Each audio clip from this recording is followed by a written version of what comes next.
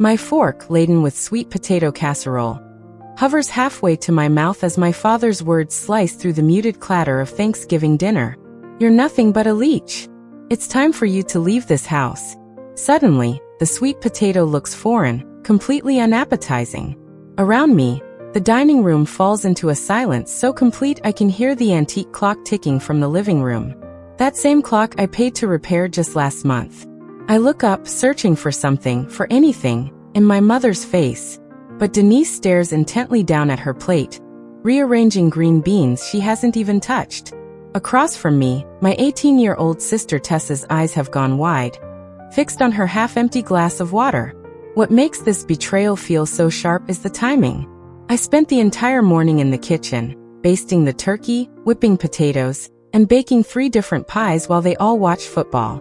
Just 25 minutes ago, I was sharing news about my promotion at work.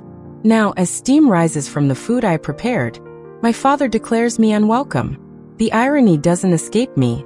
My name is on the electric bill that keeps these lights glowing, on the water bill that filled every glass on this table, on the grocery receipt for every single morsel of this meal, and on the insurance statement that covered my mother's doctor appointment last week. Yet somehow, I'm the burden. 3 months ago, when Mom lost her job at the accounting firm, I stepped in without a single hesitation. The bills piled up faster than excuses ever could, and Frank's part-time work at the hardware store barely covered the mortgage. I started paying for everything else: the utilities, the groceries, the car insurance, even Mom's medical expenses. Each month, as more accounts transferred into my name, Dad grew more distant, more resentful. His signature, once required for everything in this household, became increasingly irrelevant, his authority clearly diminishing. 2 weeks ago, I overheard him talking to Mr. Simmons next door, his voice carrying through the open kitchen window. It's not right, he complained, leaning against the fence. A man losing control of his own household. She acts like she owns the place now. I didn't realize he meant me until I heard him say my name. Frank stares at me now, his jaw clenched tight, waiting for tears or for my protests. When I simply continue eating, his knuckles whiten around his fork. The sweet potato tastes like nothing in my mouth, but I chew methodically, swallow, and take another bite. Did you hear what I said? His voice rises, thick with irritation. You need to be out by the weekend. My hands tremble slightly, but not from fear. From something deeper, something shifting powerfully inside me. I set down my fork, place my napkin beside my plate, and meet his gaze. I understand perfectly. These 3 words hang in the air. Not tearful or angry but calm, almost thoughtful. Frank blinks, clearly thrown by my composure. The silence stretches until Mom finally speaks, but not to defend me. Lisa, she says, her voice hushed and hurried. You'll still pay the medical insurance this month, right? I have that appointment on Tuesday. And there it is. The full picture comes into perfect, painful focus. Not family, just a financial resource. Not a daughter, just a signature on the bottom of checks. I stand and collect my plate, along with Tessa's empty glass. Of course, Mom, I answer, my voice steady despite the hollow feeling spreading through my chest. I'll take care of it before I go. As I move toward the kitchen, my mind catalogs everything in this house that bears my name. The internet service I upgraded when Tessa needed it for school. The refrigerator I replaced when the old one died in July. The utility accounts I transferred to my name when the warnings of disconnection arrived. I rinse my plate at the sink, methodically scraping uneaten food into the garbage disposal. Through the kitchen window, I can see my car in the driveway, the only thing I own outright that isn't tied to this house. At least I'll have that when I leave. Behind me, I hear Tessa's chair scrape against the floor as she brings her plate to the kitchen. When she places it beside the sink, she doesn't meet my eyes, but her fingertips brush against my wrist for the briefest moment. It's the closest thing to support I've felt in months. The digital clock on my nightstand blinks 1:18 a.m. as I fold another sweater into my suitcase. Sleep feels impossible with the weight of Frank's words still ringing in my ears. I've been packing methodically for hours, my movements automatic while my mind races endlessly. I reach for the stack of financial documents I keep in my desk drawer.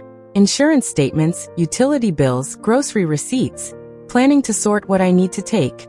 But underneath them, I spot a bank statement with Frank's name. Strange. I haven't seen paper statements for months. Everything switched to electronic after Mom lost her job. I pull it out, then another, and another. A small stack of statements spanning the last 3 months. All for an account I've never seen before. An account with a balance that grows each month while I've been draining my savings to keep the lights on. My hands shake as I drop onto the edge of my bed. The statements blur before my eyes until I blink hard, forcing myself to focus on the numbers. $4,000 in July. $5,000 in August. Nearly $7,000 now. Flipping through the rest of the documents, I find a boat dealer's brochure with Frank's handwritten notes in the margins. Down payment. $5,500, circled in blue ink. Scheduled delivery after Thanksgiving, underlined twice. A fishing boat. While I've been paying for Mom's doctor visits and the internet Tessa needs for school, there's more. A notepad with dates jotted down. November utility due dates. My name with question marks. After bills paid, written and underlined. They've been planning this for weeks, waiting until I covered November's expenses before kicking me out. A soft knock interrupts my thoughts. The door opens just enough for Tessa to slip through, her eyes wide as she takes in the packed boxes and open suitcases. "You're really leaving?" she asks, hovering by the door like she's preparing a quick escape. I sit surrounded by the physical evidence of my family's betrayal, while Tessa stands with one hand still on the doorknob. The power imbalance isn't lost on me. Her freedom to walk away, my forced departure. "Dad didn't give me much choice," I answer, tucking the bank statements into my purse. Tessa chews her bottom lip. "Mom said they need your room for storage now that Dad's buying that boat." The casual confirmation hits like a physical blow. Boat? The fishing boat he put a deposit on last month. Tessa's voice drops to nearly a whisper. "I heard them planning all this weeks ago. How they'd wait until after you paid the bills for November." "You knew." The betrayal expands, growing tendrils that reach even to Tessa. Her eyes fill with tears. "I was scared to tell you. Dad said anyone who warned you would be next." I want to be angry with her, but the fear in her face is too real.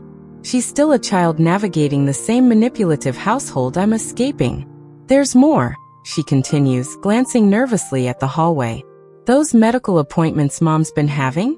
The ones you've been paying for with your insurance. What about them?" Last week she came home with her lips all puffy. She told Dad the doctor said she couldn't drink through a straw for 2 days. Tessa mimics our mother's distinctive eye roll. "It wasn't a checkup, Lisa. It was fillers." The room seems to tilt slightly. I've been eating ramen noodles 3 times a week to stretch my budget while my mother gets cosmetic procedures on my insurance. I pull out my bank app, showing Tessa my account balance. $763.42. 3 months ago, I had over $9,000 saved. This is what's left of my savings after covering everything here. I tell her, if I'd stayed even 1 more month, I'd have nothing left. The severity of my situation crystallizes as I say it aloud. I've been on the brink of financial ruin, pouring everything into a family that sees me as nothing more than an ATM. Dad said if you try to take any furniture, he'll report you for theft, Tessa says. Even the stuff you bought. Of course he did. I glance around at the desk I purchased when I started working from home during the pandemic. The bookshelf I assembled myself. The bedding I bought with my first paycheck. He also called the bank today about getting your name off the utility accounts. The time pressure hits me. I need to secure housing, protect what remains of my finances, and untangle myself from the family accounts before they can cause more damage. I reach under my bed and pull out a shoebox. Inside are receipts for everything I've purchased for the house, organized, dated, with my credit card statements attached. The desk, the new refrigerator, Tessa's laptop, the living room carpet, even utility bills with my name clearly listed as the account holder. A small victory in this sea of betrayal. Proof that I'm not crazy, that I've been carrying this household while they plotted behind my back. Tessa watches me sort through the receipts, her expression unreadable. "Lisa," she asks finally. "Yes. What would you do in my place? If you had to choose between standing up for what's right and keeping peace in the only home you have?" As I sorted through these receipts in the middle of the night, I faced a difficult choice. Should I confront them with evidence of their manipulation? Or simply leave and let them discover the consequences on their own? Standing up for myself might bring closure, but a quiet exit would avoid a painful confrontation. What would you do when the people who should love you unconditionally have proven they only value what you provide? I look at my sister, caught in the same toxic environment I'm escaping, and realize I don't have an easy answer for either of us. 3 days later, while I'm on lunch break at my part-time job, my Aunt Phyllis's voice crackles through the phone, each word landing like a slap. Honestly, Lisa, I never thought you'd abandon your parents when they needed you most. I gripped the phone tighter, watching my knuckles turn white. 3 days since Thanksgiving, and Frank has already constructed his version of events for the family to consume. Did Dad mention he kicked me out? I asked, keeping my voice level. He said you left them high and dry after a little disagreement, she says, her tone heavy with judgment.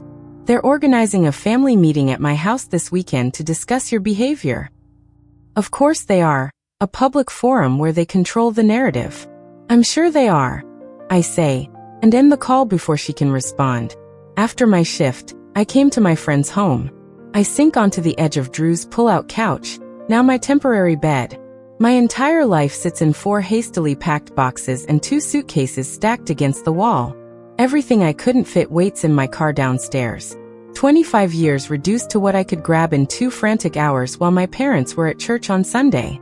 My phone buzzes again, another text from a cousin who's heard I've broken Mom's heart. I don't open it. The constant notifications have created a new anxiety. Each alert sends my heart racing, wondering which relative will attack next.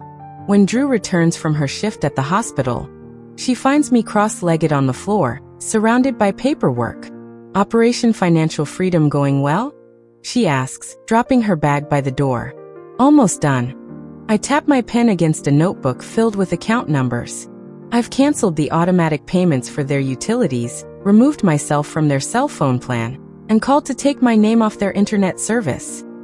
What I don't say is how the customer service representative laughed when I explained that, yes, I was voluntarily removing myself from financial responsibility for my parents' bills. Good, Drew says, settling beside me. Your parents can figure out their own mess.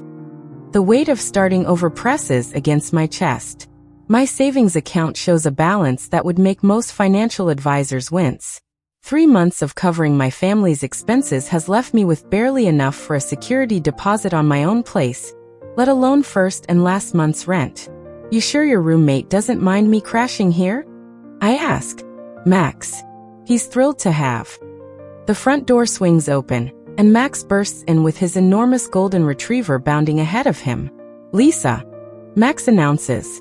You have to meet the world's worst therapist, but he works for treats. He tosses a tennis ball across the apartment, and Baxter launches after it, all flailing paws and wagging tail. The dog returns, dropping the slobbery ball in my lap with expectant eyes. He thinks you need this more than he does, Max says, his expression serious despite the ridiculousness of the moment. Sometimes the best therapy has 4 legs and terrible breath. When Baxter nudges my hand with his wet nose, I find myself laughing for the first time in days. The sound surprises me, almost foreign to my ears. 5 days after my escape, I sit at Drew's kitchen table, laptop open to job listings that might offer better pay. My current position covers my basic needs, but not the kind of emergency fund I'll need to truly rebuild. My phone lights up with my mother's name. I consider letting it go to voicemail, but something tells me to answer. What have you done? Denise's voice comes through sharp and panicked. The power's out, the internet's down, and my insurance was declined at my appointment. I take a slow breath, feeling strangely calm. I stopped paying for things that weren't my responsibility. But you can't just leave us like this. We're your family. The desperation in her voice might have moved me once, but now I hear the manipulation beneath it. Family doesn't call family a Leech at Thanksgiving dinner, I say, surprised by the steadiness in my voice. Your father didn't mean it. Her tone shifts to something softer, placating. You know how he gets. I do know. That's the problem. I end the call and set my phone down carefully, as if it might burn me. Later that evening, Drew leans over my shoulder as I create new passwords for my email and banking accounts. I notice some suspicious login attempts on your accounts, she says, pointing to the security alerts. We should set up fraud alerts just to be safe. The contrast isn't lost on me. Drew asks before borrowing my charging cable, while my family felt entitled to everything I owned. Even now, Drew stands a respectful distance away, waiting for my response instead of grabbing the laptop to do it herself. Good idea, I say. Thanks. That night, I find myself scrolling through apartment listings within my budget. Small studios, most of them, but they represent something I've never fully had. A space that's completely mine, where no one can tell me I don't belong. I don't ask anyone's opinion about the neighborhoods or worry whether the kitchens are big enough for family gatherings. The decisions are mine alone. The next morning, I head to a local credit union and open a new account under just my name. I transfer every penny from my old account, the one my parents know about. My phone pings with a text from Tessa. Mom looking for your banking info. Says she needs to check something. Don't trust her. I've barely finished reading when my phone explodes with notifications. 6 missed calls from home in the last hour. Simultaneously, an email appears. Fraud alert. Password reset attempt on your banking app. I stare at the screen, anger rising like a tide. They're not just trying to guilt me into coming back. They're trying to take what little I have left. A day later, the bank representative's voice carries a note of concern that feels strangely validating. Miss Mitchell, we've blocked 3 separate password reset attempts from your parents' home address in the last 24 hours. I grip my phone tighter, pacing the small confines of Drew's spare bedroom that has become my temporary sanctuary. And you're certain they can't access anything? Positive. We've flagged your account for enhanced security measures. Any changes will require in-person verification with photo ID. My chest loosens slightly as I thank her and end the call, adding her name to my growing documentation notebook. Methodical calls have yielded similar results. Credit cards secured, utilities formally removed from my name, and medical insurance accounts protected with additional verification steps. The electric company representative had sounded almost impressed. Smart move contacting us. Your mother called yesterday trying to reinstate service in your name without authorization. Each confirmation acts like a brick in the wall I'm building between my former life and whatever comes next. Not a wall of anger, though that simmers beneath the surface, but of protection, solid, necessary, and entirely of my own design. Drew appears in the doorway with a steaming mug. Tea with honey. Thought you could use it after all those calls. I accept it gratefully, wrapping my hands around the warmth. Last one done. Nobody can access or change anything without my direct approval now. Drew nods approvingly. How does it feel? Before I can answer, a thunderous pounding rattles the apartment door. The tea sloshes over my fingers as Drew and I exchange startled glances. Lisa. My father's voice booms through the wood. Open this door right now. Drew motions for me to stay put, but I'm already moving. This confrontation has been inevitable since the moment I walked out. The pounding intensifies as I approach, each impact like a physical blow. Through the peephole, I see my father's face, flushed and contorted with rage. I've seen it directed at bill collectors, telemarketers, and now me. I know you're in there. Another series of blows makes the door frame shudder. You think you can just abandon your family and destroy our lives? A door opens across the hall, and Mrs. Perkins, a retiree who baked cookies for Drew when he first moved in, peers out cautiously. Her eyes widen at the sight of Frank pounding and shouting. Young man, she calls, her voice quavering but determined. I've already called building security. Frank whirls toward her. Mind your own business, lady. This is between me and my daughter. Your behavior is my business when it disturbs the peace, she retorts, pulling her robe tighter around herself. Frank turns back to the door, his voice dropping to something more dangerous. Lisa, if you don't open this door right now, I'll... The threat transforms into action as he steps back and kicks the door hard enough to splinter the wood around the lock. Mrs. Perkins gasps and retreats inside her apartment. My hands tremble as I dial 911, speaking quietly to the dispatcher while Frank continues his assault on the door. Through the damaged wood, I hear the elevator ding, followed by heavy footsteps. "Sir, step away from the door immediately." The authoritative voice of the building security guard cuts through Frank's shouts. "This is my daughter's place. I have every right. You have no right to damage property or disturb residents. Police have been called." Frank's response is lost in the sound of sirens approaching outside.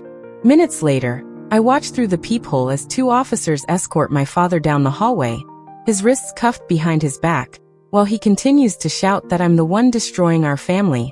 When the police officer returns to take my statement, I provide it calmly, describing the financial manipulation, the unauthorized access attempts, and today's outburst with the same detached precision I've used in my documentation notebook. The officer, Rodriguez, according to his nameplate, nods thoughtfully as he takes notes. "Would you like to press charges for the attempted break-in?" The question hangs in the air as Drew returns from speaking with building management about the damaged door. "Yes," I say, the words small but firm, "and I'd like to file for a restraining order." Later, as I watch the police car drive away with my father in the back seat, I wonder, was filing an official report too harsh a response to years of manipulation? Or was it the necessary step to protect myself from further harm? Drew squeezes my shoulder gently. "Max is bringing home some security cameras for the entrance. We'll set them up tonight." I nod, grateful for the practical support that asks nothing in return. My phone buzzes with a text from Tessa. "Mom took your laptop and camera from your room. Said they're collateral for what you owe them." The message lands like a stone in my stomach. More theft to add to the emotional robbery they've committed for years. I thumb a quick response. "Do you know where she took them?" Tessa's reply comes almost instantly. "Heard her on the phone with Parkway Pawn. Said she got $300 for both." "Kate." I show Drew the message, anger rising fresh and hot in my throat. "Those were worth over $2,000. Do you have the receipts? Serial numbers?" I nod, thinking of the meticulous documentation I've maintained for tax purposes. "Everything." An hour later, Officer Williams takes my theft report with appropriate seriousness, examining my purchase receipts and noting the serial numbers. "Pawning someone else's property is a criminal offense," she explains, her tone professional but kind. "We'll contact the shop and recover your items." The system that felt so often stacked against me now works in my service. A strange reversal that leaves me lightheaded with possibility. That evening, my phone begins lighting up with calls from relatives I haven't spoken to in months. Aunt Sarah's message is the first I listen to. "Lisa? Honey? I heard about Frank's arrest. I'm so sorry. We had no idea things were so bad." The neighbors who witnessed Frank's outburst have apparently shared their observations, shifting the public narrative my parents tried to control. The story is spreading, cracks forming in the facade my parents constructed. As I help Max mount the security camera above Drew's door, another text from my mother arrives. The casual entitlement of her words makes my jaw clench. "I had to pawn your camera and laptop to cover the electric bill you left us with. Parkway Pawn on 4th Street. You owe me $300 plus interest." Inky. I pass the phone to Drew, who reads it and shakes her head in disbelief. "The delusion is almost impressive," she mutters, handing it back. I save the message as evidence, my anger not at her audacity, but at how long I allowed myself to believe I deserved such treatment. The revelation settles into determination as I finish securing the camera that will capture any future attempts to invade the new boundaries I've built. This time, I'm the one watching. My phone vibrates against the coffee table, my mother's name flashing on the screen. I've been waiting for this call. 3 days since I filed the police report about my stolen laptop and camera, and finally, they're ready to negotiate. "Lisa." Mom's voice trembles slightly. "I've been thinking about everything, and I want to propose a compromise." I say nothing, letting the silence stretch between us. In the background, I hear the television playing the same game show that used to fill our living room every weekday at this hour. "If you drop that ridiculous theft report, you can come back home." She pauses, clears her throat. "We'll let you continue living here, of course. Your room is still exactly as you left it." The rehearsed quality of her words is unmistakable. I picture Dad hovering nearby, nodding approval at her performance. And Lisa? She continues when I don't respond. I think we should discuss your state of mind lately. Frank and I are concerned that you might be having some kind of breakdown. That's something our friends and family would understand better than what you're claiming happened. The threat lands with perfect clarity. Drop the charges or be labeled unstable. I take a slow breath. I have copies of every bill I've paid for the last 6 months. I say, my voice steady. I have bank statements showing transfers to your account. I have text messages asking me to pay for your cosmetic procedures that you claimed were medical necessities. I pause. Would you like me to present all of that as evidence? The silence on the other end tells me everything I need to know. The next morning, Officer Williams follows my car to my parents' house. Her police cruiser parked in the driveway sends a clear message to the neighbors who've been fed my father's lies. As we walk to the front door, I notice curtains twitching in windows across the street. Mom answers the door, her smile faltering when she sees the officer. Mrs. Mitchell, Officer Williams says, I'm here to accompany Lisa while she retrieves her remaining belongings. Inside, the house feels smaller than I remember. Mom hovers nearby as I head straight for my bedroom. Officer Williams following close behind. I've prepared copies of all my financial contributions, I tell the officer, handing her a folder I've been compiling. Utilities, groceries, medical bills, the new refrigerator I purchased in July, all with receipts. Officer Williams flips through the pages, her eyebrows rising. You paid for all of this while living here? Yes. For the past 6 months, since my mother lost her job. Mom appears in the doorway, arms crossed. That furniture belongs to the family, Lisa. You can't just take everything. I pull a stack of receipts from my bag and hold them up. I have receipts for everything I'm taking. Would you like to see them? Officer Williams studies my mother's face, then glances back at the financial records. The surprise in her eyes is unmistakable. Mrs. Mitchell, these documents show your daughter has been supporting this household almost entirely on her own. Mom's mouth opens then closes. She retreats down the hallway without another word. I work methodically, packing books, clothes, and the remaining items that are unquestionably mine. Through my bedroom window, I can see the neighbors watching from their porches, pretending to water plants or check mail. Let them see. Let them know the truth. When the last box is loaded into my car, I turn to lock the front door one final time. The sound of an engine draws my attention to the street. My car, my other car that I'd left parked at Drew's apartment, pulls into the driveway, my father behind the wheel. My stomach drops. The spare key. I'd forgotten about the spare key I'd given them for emergencies. Dad steps out, jingling my keys in his hand. His expression is triumphant as he walks toward me. We need to discuss what you owe us before you take this too, he says, gesturing toward the vehicle I'm about to drive away in. I set down the box I'm holding and reach into my purse, pulling out a folder of documents I've been carrying for precisely this moment. This is the title to that car, I say, holding up the paper. And this is the registration, both in my name. Officer Williams steps forward. Sir, that vehicle is registered to Lisa. You need to hand over the keys immediately. The color drains from Dad's face as he looks from the documents to the officer. His hand tightens around the keys. I paid for her college. Her braces. 18 years of. The keys, Mr. Mitchell. Officer Williams extends her hand. Slowly, Dad's fingers uncurl. The keys drop into the officer's palm with a soft jingle. As she passes them to me, I see something I've never witnessed before. My father's complete deflation. The man who has towered over our family for decades suddenly looks small, diminished. Come near me or my property again, I say, my voice clear and calm, and I'll file for a restraining order. I slide into my car, adjust the mirror, and turn the key. As I pull away from the curb, I see the neighbors still watching. Witnesses to the final act of our family drama. Mrs. Henderson from next door doesn't even pretend to be checking her mailbox anymore. She stands on her lawn, phone in hand, no doubt already spreading the news. In my rearview mirror, Tessa appears in the doorway. She's caught between worlds. One foot in the house where our parents remain, one hand raised in a tentative wave to me. Her face reflects both sorrow and something else, Admiration, perhaps. The strength she hasn't yet found for herself. I'm 3 blocks away when my phone buzzes with a text. Tessa, they're blaming me now. What do I do? The light ahead turns red. I press the brake and stare at the screen, watching those 3 dots appear as she types something else, then disappear.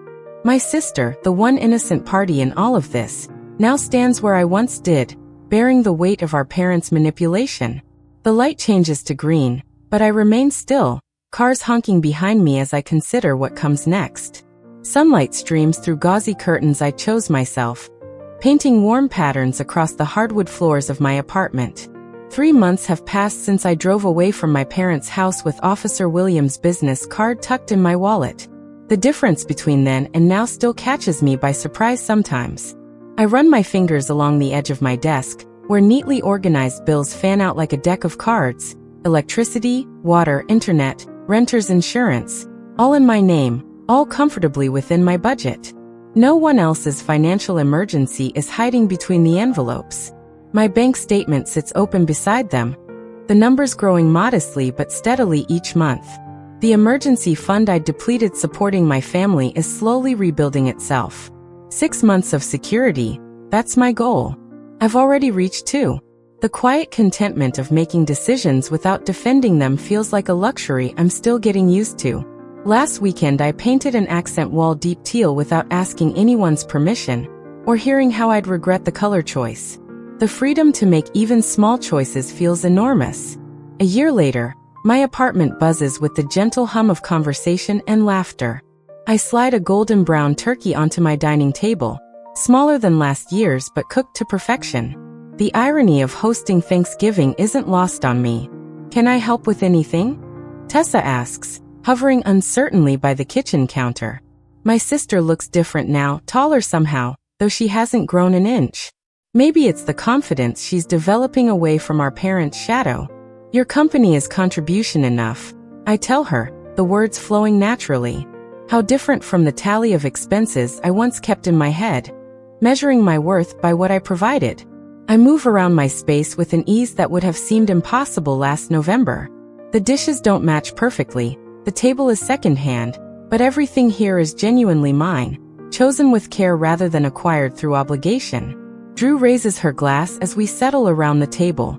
To found family and boundaries worth keeping.